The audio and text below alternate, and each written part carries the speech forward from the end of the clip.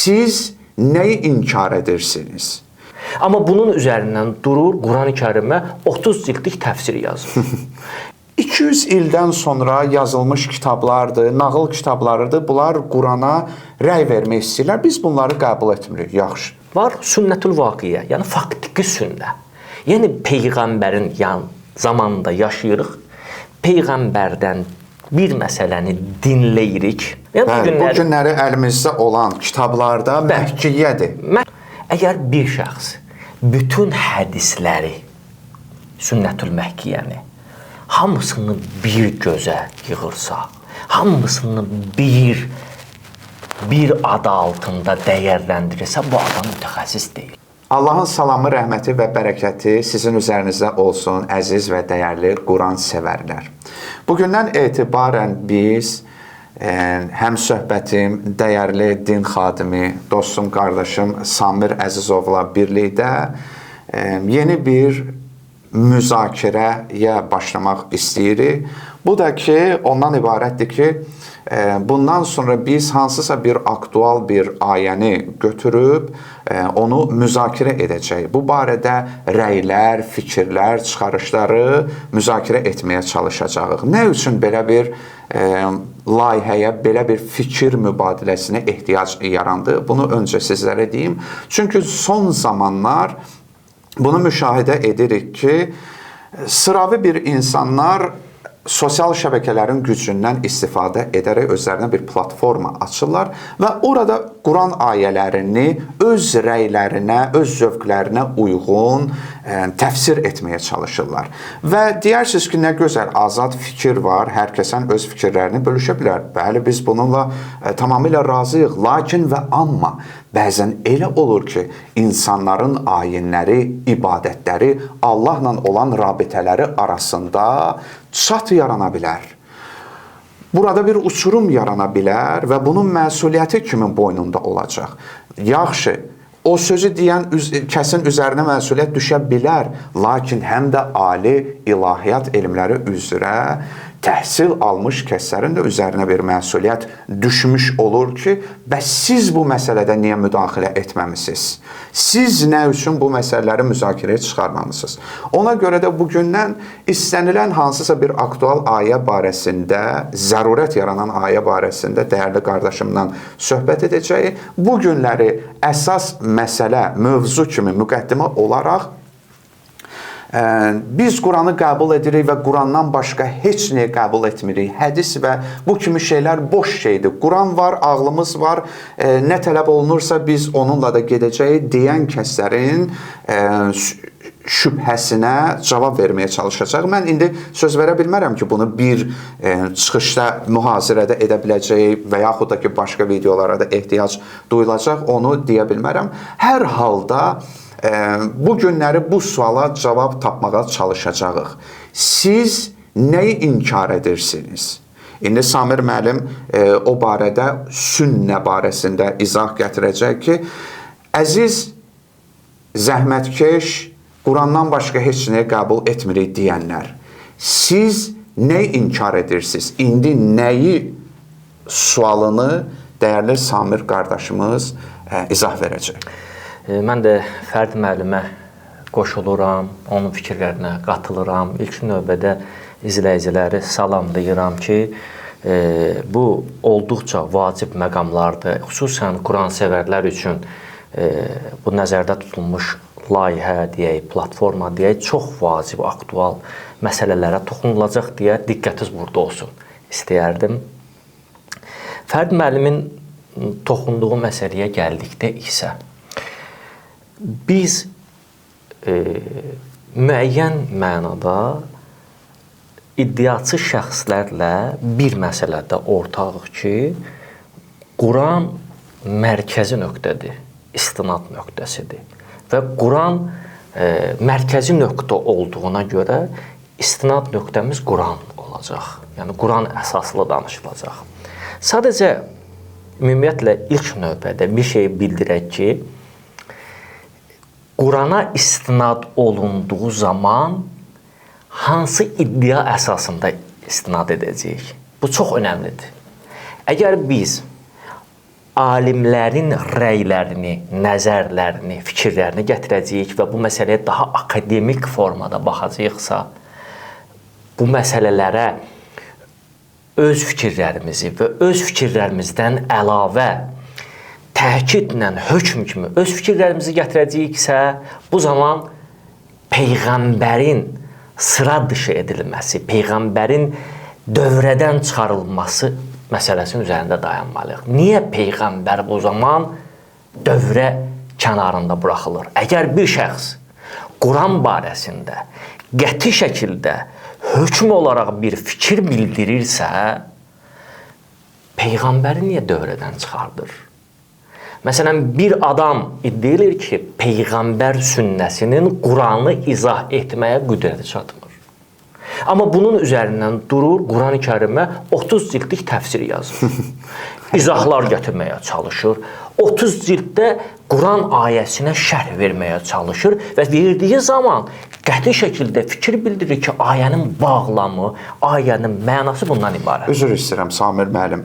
Dediyi bəzən etiraz edirlər ki, deyirlər 200 ildən sonra yazılmış kitablardır, nağıl kitablarıdır. Bunlar Qurana rəy vermək istəyirlər. Biz bunları qəbul etmirik. Yaxşı. Sonra isə öz rəylərinə uyğun oturub 30 cild təfsir yazırlar. İndi sual. Sən özünə belə bir haqq tanıyırsan. Yaxşı. Səndən gör hardasa 200 il bundan qabaqki insanlara niyə haqq tanımırsan ki, onlar öz rəyləri ilə təfsir yazsınlar? Yəni, bu tamamilə bir ziddiyyət təşkil eləmirmi?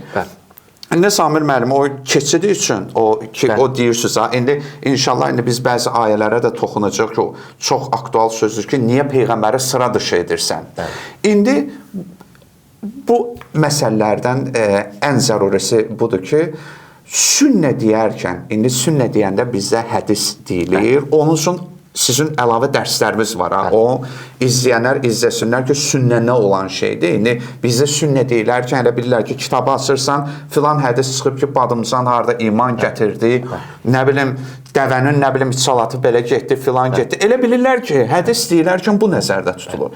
İndi, Samir müəllim, bir dənə bu məsələyə aydınlıq gətirin ki, sizcə, Qurandan başqa heç nə qəbul etmirəm deyənlər, Peyğəmbərin birbaşa fikrini, izahını rədd edirlər, yoxsa Peyğəmbərdən nəql olunanları ki, ona biri sünnət-ü Məkkiyyə deyilir, biri də sünnət-ü Vaqiiyyə deyilir. Zəhmət olmasa ona bir dənə açıqlama verərdiniz. Bu məsələyə görə də Fərid müəllim, sizə çox təşəkkürümü bildirirəm. İlkin növbədə bayaqlar bir məsələyə işarə vurdu ki, sünnə məsələsi. Sünnə var fiqhi baxımından bayaqlar qeyd edildi. Fiqhi baxımından sünnə daha çox vaciblərdən sonra gələn məsələdir ki, ikinci dərəcəli məsələlər, müstəhəblərə aiddir filan. Bu nəzərdə tutulmur. Sünnə dedikdə üsul baxımından, yəni əsas belə deyək də qayda baxımından Peyğəmbərin istənilən məsələ barəsində istənilən əqidə, əxlaq, şəriət, bütün məsələlər barəsində məsumun və ya Peyğəmbərin sözü, feili və təqriri nəzərdə tutulur. Yəni, bu kompleks adlanır, sünnə. Sünnət-ül Rəsul, Peyğəmbərin sünnəsi. Fərid müəllim çox vacib məsələyə toxundu. Var sünnətül Vaqiyyə, yəni faktiki sünnə. Yəni, Peyğəmbərin zamanında yaşayırıq, Peyğəmbərdən bir məsələni dinləyirik, söz kimi. Dinlədiyimiz söz Allahla bəşərin arasında olan bir məsələdir ki, yəni Peyğəmbərin şəxsi məsələsi deyil. Allahla insanların arasında Peyğəmbərin çatdırmalı olduğu sözdən söhbət gedir. Burası önəmlidir. Var məsələn, Peyğəmbərin şəxsi məsələləri, ailəsi ilə olan məsələlər. Biz bu məsələni, bu çərçivənin içərisinə daxil eləmirik. Məhz Allah və insanlar arasında, ümmət arasında Peyğəmbərin vasitəçiliyi ilə Qurandan kənar dediyi sözlərdən söhbət gedir ki, bu sünnənin bir hissəsi sayılır. Bu söz baxımından sünnə. Rəftar, feil baxımından sünnə, yəni Peyğəmbər bir işi icra edir və o icra etdiyi hansısa bir iş yenə Allah və insanlar arasında çatdırmalı olduğu bir işdir ki, onu feil formasında icra edir. Bir iş kimi, hərəkət kimi icra edir. Və yaxud təqrir. Cəmiyyət var, ortada bir toplum var. O toplumun içərisində Peyğəmbərin ətrafında olan insanlar bir iş görürlər. Peyğəmbər bunu iqrar edir, təsdiqləyir. Bu üç halda, bunlar hamısı sünnə sayılır. Vaqiyə dedikdə biz artıq tarixi baxımından sünniyə baxmayacağıq. Yəni, məhz Peyğəmbərin dövrünə nəzər alacaq. Elə bir sanki Peyğəmbərin dövründə yaşayırıq. Peyğəmbər birbaşa bu işi icra eləyir, faktiki sünnə nəzərdə tutulur. Amma sünnətül məhkiyyə ərəb dilində ifadə tərzi budur. Yəni, hekayə olunmuş sünnə. Yəni, bu günləri əlimizdə olan kitablarda məhkiyyədir. Məsələn, bu günləri, açdıq bir dənə Səhih-ül Buxari və yaxud açdıq Usul-ü Kafi kitabda Peyğəmbər adına buyurub. Peyğəmbər adına nəql olunan bir hədisdir. Bu hədis həmin o sünnəni hekayə edir bizə, çatdırır. Sünnədir. Biz hələ bu sünnənin həqiqətən Peyğəmbər və ya məsumdan olduğu kimi bizə gəlib çatıb-çatmamasını hələ müzakirə mövzusudur. Hələ müzakirə edirik. Amma bizim mövzumuz daha çox sünnətül vaqiyyədir, yəni faktiki sünnədədir. Mənə maraqlıdır ki, üzr istəyirəm. Buyurun. Yəni, onu demək istəyirəm ki, Samir müəllim çox, yəni, ali təhsilli, savadlı din xadimimizdir.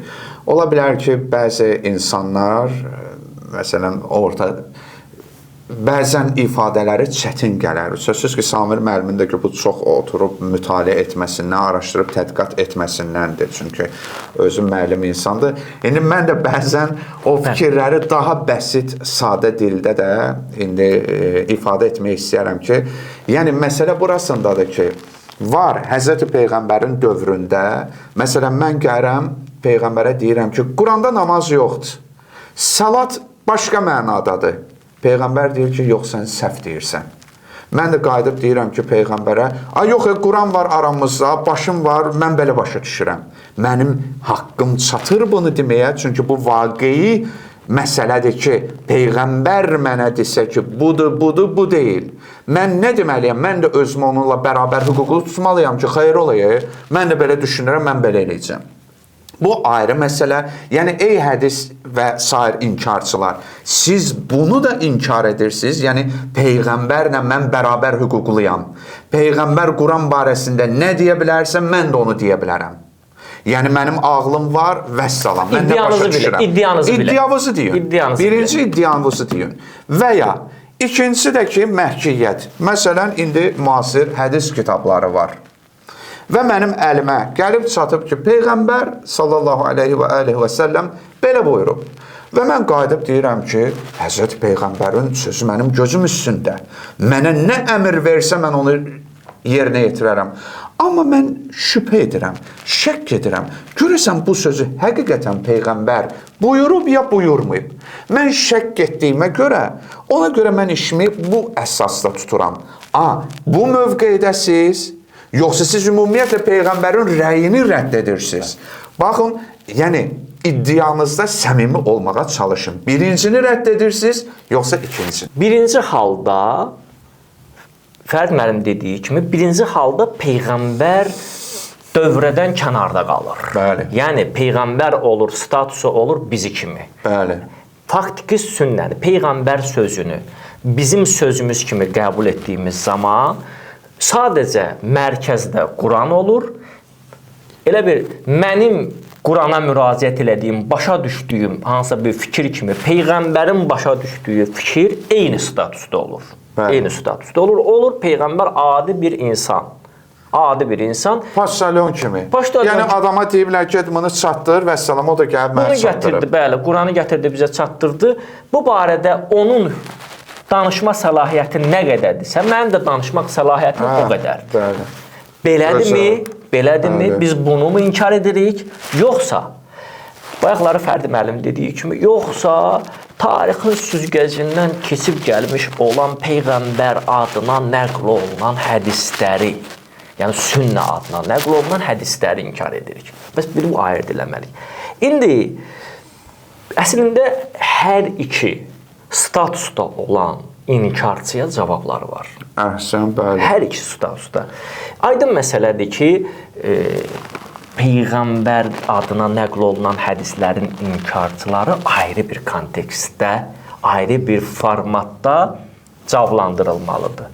Bu barədə mühazirələr var. Biz də çalışacağıq ki, zaman-zaman bu məsələlərə toxunacağıq. Yəni bu geniş məsələdir. Bunu 5 dəqiqəyə həll etmək olur. Bəli. Həm də bunu da qeyd eləyək ki, bu da kadra düşsün.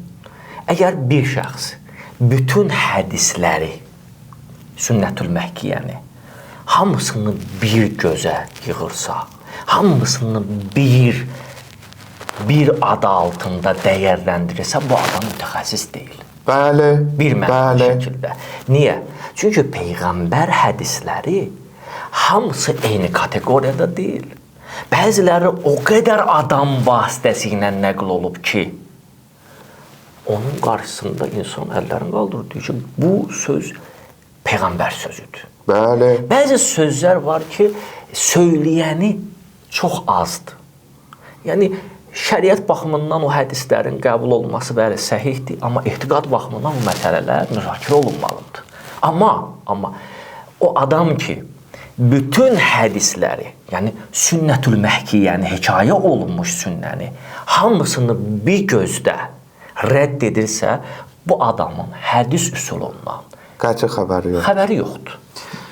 Bəli. Eyni. Bilirsiniz, bəzən elə başa düşürlər ki, çox gözəl fikir idi. Hamını bir gözə qoyursan. Bir nəfər var idi, mən onunla müzakirə edəndə dedim, məsələn, nəql olunub ki, Həzrəti Peyğəmbərdən elmlə bağlı. Deyək ki, bizdə mən indi bunu söz olaraq deyirəm, amma bu elmi baxımından demirəm ki, elmi beşikdən qəbrə qədər öyrənin, məşhur Peyğəmbərə nisbət verilən hədisi. Yəni, mən bunu elm baxımından demirəm ki, oturum onun mənbələrini deyim, istidlalını deyim, yəni bunu bu cür qəbul etmir. Məsələn, qarşımıza çıxıb və biz görürük ki, qardaş, ağıldı qəbul edir. Və daha sonra Qurana da baxırıq, görürük ki, bu Quranın ruhiyyəsi ilə də ziddir. Mən məsələn soruşmuşam belə adamlardan ki, bunu inkar edirsən, qayıdıb deyib, yox, mən bunu necə inkar? Yox, burada, niyə inkar eləmirsən? Yəni, sənin səmimiyyətin bunu, nətər deyim ki, bunu lazım edir ki, sən deyəsən, mən bunu qəbul eləmirəm. Amma görürsən ki, xeyr ola, sən Platondan olan aforizmi qəbul edirsən, bunu qəbul edə bilmirsən. Halbuki Platon da Aristotel də Həzrət Peyğəmbərdən də daha öncə yaşayıb. Xeyr ola, sən Hipokratdan neysə qəbul edirsən, gəlirsən buradan Peyğəmbərin tarixi ilə bağlı bir şey deyirsən ki, yox, mən bunu qəbul eləmirəm, Quran var, bəs. Nə qədər səmimisən? Sənin dünya tarixin hardan hara formalaşıb? Sən bəzən oturmusan hansı əsaslar əsasında bunu qəbul edirsən? Yəni, ona görə yekun olaraq onu deyim ki, məsələ burasındadır ki, hədisləri qəbul edənlər də sıravi cahil adamlar deyil. Onlar sizdən daha betər sorğu-sualla yanaşırlar məsələyə. Niyə? Çünki ortada axirət məsələləri var. Ona görə. Bəli, buyurun Samir müəllim, indi bir... Mən də xülasə olaraq məsələnin belə deyək də ayağını yığaq və məsələni konkretləşdirsək əgər, belə deyə bilərəm ki, bayaqları Fərid müəllim demiş ki, biz bayaqları sualı elə belədən qoymadıq. Sünnə inkarçısı nəyi inkar edir? Yəni sən Peyğəmbər dövründə yaşadığı zaman Peyğəmbərin statusunu mu kənara qoyursan, yoxsa Peyğəmbərdən nəql olunanı kənara qoyursan? Burada əgər biz birincini inkar ediriksə, avtomatik ikisi də qüvvədən düşür. Faktiki sünnədə inkar edir, məhkiyyədə. Amma əgər biz məhkiyyəni inkar ediriksə, yəni ikincini inkar ediriksə, bugün əlimizə yetişənə, bu hələ bu o demək deyil ki, biz faktikini inkar edirik. Ona görə bu məsələ aydınlaşmalıdır. Bir çoxları bunları qarışdırırlar. Onun üçün bu məsələni biz istədik ki, aydınlığa qovuşturaq və mən indi əgər vaxtımız varsa, bir neçə məsələlərə toxunardıq ki... Əgər yenə də ona görə deyim ki, biz bu öz mühazirələrimizi də elə edirik ki, çox müddəti də çox uzun olmasın və bu videonun ola bilər ki, yəni ardı da var. Çünki bu məsələni kimsə orada deyə bilər ki, əsaslandır fikridir. Niyə əsasən danışırsan? Ona görə biz bu dəqiqə o ayələrdən danışsaq, biraz məsələ uzanacaq ki, onu növbəti mühazirələrimizə salmaq istəyirik. İndi Samir müəllim bu mövzu ilə bağlı Bəli, mən də elə bu məsələni bilmək istəyirdim ki, bizə desələr ki, faktiki sünnəni, yəni peyğəmbərin statusunu, Quran vasitəsilə peyğəmbər statusunu necə sabit edə bilərik? Əziz dəyərli Quran sevərlər, bu sadəcə bir müqəddimə idi. Sözsüz ki, bunun ardı da var, bu barədə bəhslərimiz olacaq. Məsələmiz sualda səmimi olmaq idi.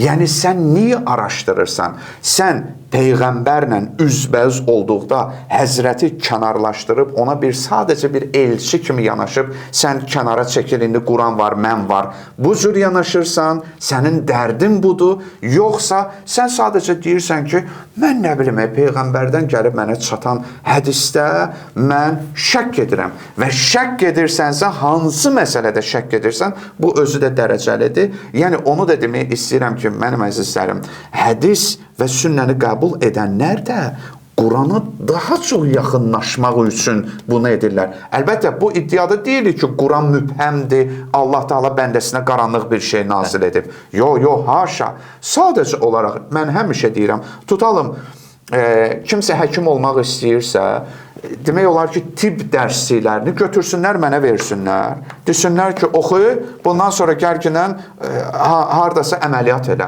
Sözsüz ki, mənə deyərlər, ay bala, yeri getginən, sən bu dərsi gərək, müəllim sənə bunu dərs keçsin. Mənim ehtiyacım var, nəinki Quranın ehtiyacı var. Ümid edirəm ki, bu barədə fikirlərimiz müqəddimə olaraq bunu əsaslandırdıq. İndi növbəti videolarımızda inşallah bu barədə danışacaq ki, Peyğəmbər nəuzbillah sıra dışı edilməlidir, yoxsa Peyğəmbərin öz rolu var. Özünüzdən müğayət olun inşallah, həmişə Quran işığında. Sağ olun.